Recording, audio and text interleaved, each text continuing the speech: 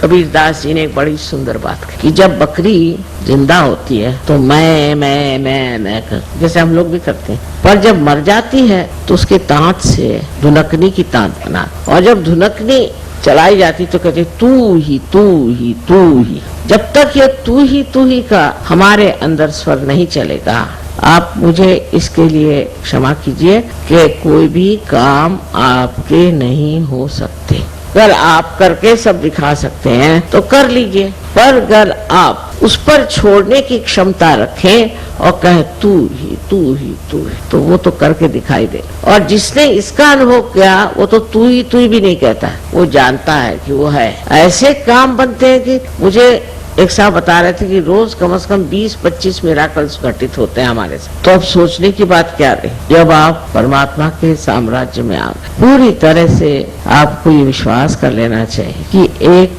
आप बहुत महत्वपूर्ण नागरिक हैं उस साम्राज्य के, जहाँ पर सारे देवदूत आपके शरण में हैं। जो कुछ भी कमी हो उसे वो पूरी कर दे, लेकिन उसका देखना भी आना चाहिए, उसकी दृष्टि भी होनी चाहिए। अगर आपके ऊपर हजारों ऐसे नजारे उतारे जाएं और आप देख ही नहीं सकते तो फायदा क्या, अंधों को दिखाने से फायदा। इस प्रकार के आप सबको अनुभव आए, लेकिन सबसे बड़ा अनुभव यथार्थ माने वास्तविकता। यह अनुभव जितना सूक्ष्म है उतना ही वो विस्तार पूर्वक। यथार्थ में जब आप देखते हैं तो आपको दिखाई देगा कि आप कोई छोटे नहीं हैं, और आप बिल्कुल छोटे भी हैं और तो भी आप सारे आकाश में समाये। जैसे कि एक बूंद समुद्र में मिल जाए तो वो क्या देखती है कि वो समुद्र हो गई। अब समुद्र जहाँ जाए, जहाँ ले जाए, जो करे उसके साथ वो घूमती रहती, भटकती रहती, नाचती रहती।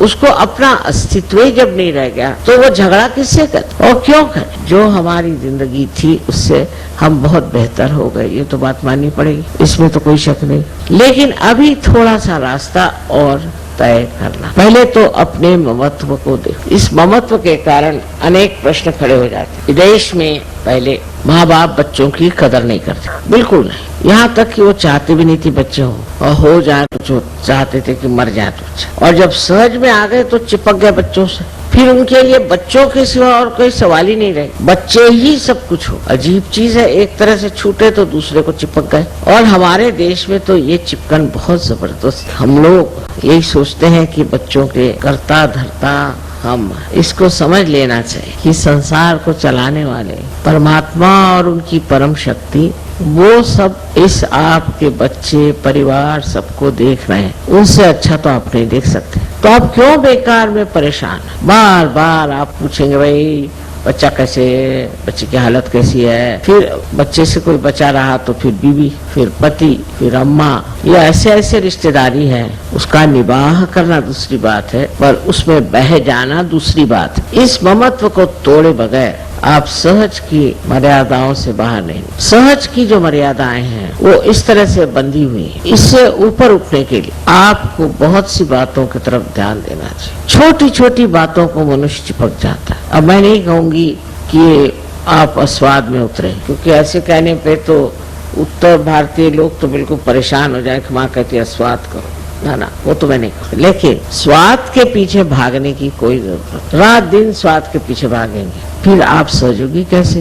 कोई भी बात करने से आपको आत्मानंद की अनुभूति होनी चाहिए। सो कैसे, हर एक चीज की ओर आप ऐसे देखें जैसे कोई एक नाटक देख रहे हैं। ये सारा नाटक, और ये नाटक चल रहा है, देख रहे हैं आप। कभी मजाकिया बातें हो रही, कभी कुछ और बातें हो रही। आपका कुछ लेना देना इससे नहीं। आप देखते हुए हंस रहे हैं, देखते हुए रो रहे हैं, बस। लेकिन इसके अंदर आपका कोई भी समावेश नहीं है। आप बाहर से इसे देख तो आप आश्चर्य करेंगे कि आप जल्दी से किसी भी चीज को क्षमा कर। कल एक साहब बताया कि माँ ये अभी सिगरेट पीते, उन्होंने सोचा कि मैं बिगड़ूंगी। मैंने कहा नहीं ठीक है, सिगरेट आसानी से नहीं छूटती।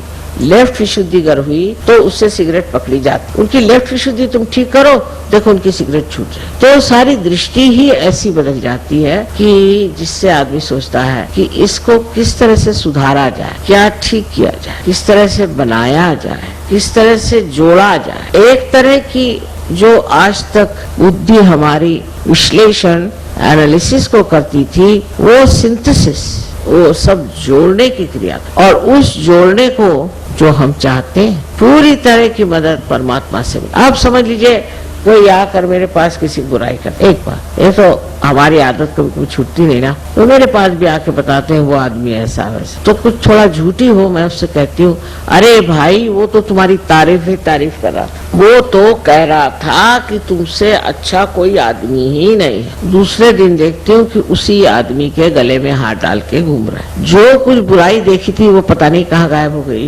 ये बात समझनी चाहिए कि हमें एक दूसरों को जोड़ना है, और वो भी ऐसा जोड़ना है कि एक को शिकायत हुई तो सबको पता हो जाए, यही कलेक्टिविटी। एक को तकलीफ हुई तो सारी दुनिया दौड़े, क्योंकि हमारा ये समाज ये जीवित समाज है, मरा हुआ समाज नहीं, और इसके अंग प्रत्यंग जो है एक शरीर में बसे हुआ। बस इस उंगली को तकलीफ होती है तो सारे शरीर को तकलीफ होती है। इसी प्रकार हमें भी सोचना चाहिए। अब ये सोचने में ये हुआ कि हम पुरानी दिल्ली वाले अगर अलग हुए और नोएडा वाले अलग हो गए, फलाने वाले अलग हो गए, मैं तो सारे विश्व की बात कर रही हूँ और आप यहाँ गले कूचे की बात करें। सारे विश्व में ये होना चाहिए कि एक को जरा सी तकलीफ हुई, एक देश में जरा सी तकलीफ हुई तो सारे देशों में इसकी हलचल होनी चाहिए।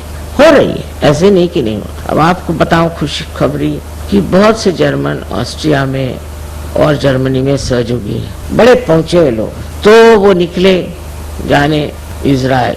मैंने कहा कहाँ जा रहे तुम लोग? माँ हम तो इजराइल जा रहे, क्योंकि बात ये हमारे जो बुजुर्ग हो गए उन्होंने उनको बहुत सताया, मारा पीटा, तो हम तो इजराइल जाते। मैंने कहा इनको कौन सुनेगा वहाँ भाई, ये तो जानी दुश्मन उन लोगों के। ये वहाँ गए और इजराइल देश को खड़ा कर दिया सहयोग।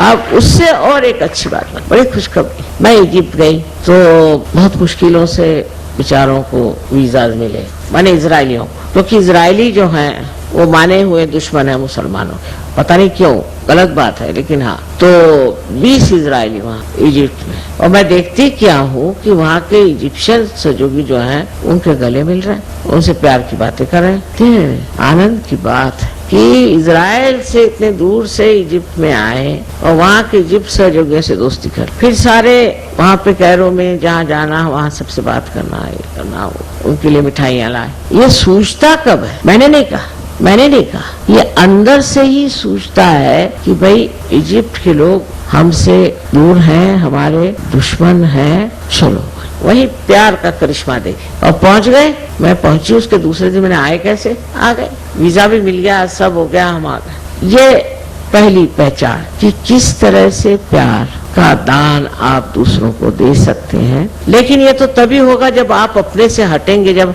अपने ही अंदर आप कूद रहे हैं तो बाहर क्या होगा। अब कल मुसलमानों ने जो कव्वाली गाई, आप लोगों ने खूब मजा उठाया, देखा। ये मुसलमान भी कितने दिन बाहर रह सकते हैं, ये भी अपने अंदर घुसेंगे, आप देख लीजिए। पर आपकी वृत्ति जो है वो ये नहीं होनी चाहिए कि मुसलमान खराब है और हिंदू अच्छे हैं, बिल्कुल गलत बात है। यहाँ तो जातीयता इतनी जबरदस्ती, वो तो हट गई। अमेरिका में देखिए बहुत बड़ा प्रश्न है काले और गोरों, हम लोगों को तो वो ब्राउन लोग कहते हैं, ना इधर के रहे ना उधर, पर काले और गोरे वहाँ बड़ा झगड़ा। लेकिन सहयोग में आपको समझ में आएगा, सब बैठे हैं, कोई काले हैं, कोई गोरे हैं, कोई ब्राउन है, सब सहयोग में बैठे, और किसी को ख्याल तक नहीं आता कि किसकी चमड़ी कौन से रंग की है, बिल्कुल नहीं।